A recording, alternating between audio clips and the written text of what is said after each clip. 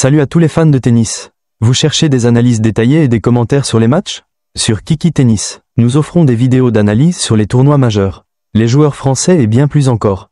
Abonnez-vous pour ne rien manquer des dernières nouveautés. C'est une performance impressionnante de la part de Mira Andreeva.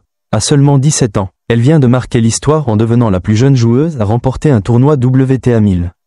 Elle a vraiment montré son potentiel en battant de grandes tennismen comme Iga Swiatek et Elena Rybakina. Ce qui témoigne de sa grande forme et de son talent.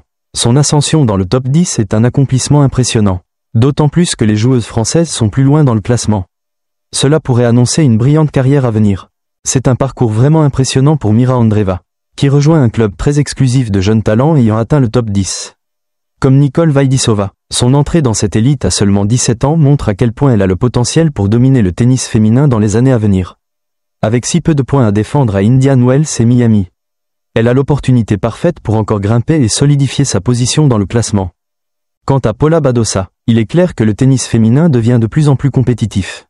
Et cette montée en puissance d'Andreeva témoigne de cette dynamique. Cela pourrait vraiment redessiner la hiérarchie dans les mois à venir. Il sera intéressant de voir comment Andreeva s'adapte à la pression de cette nouvelle position et si elle réussira à maintenir cette forme. La situation de Caroline Garcia est assez surprenante. Surtout après sa belle saison 2022 où elle avait brillé dans les tournois majeurs et atteint des sommets dans le classement.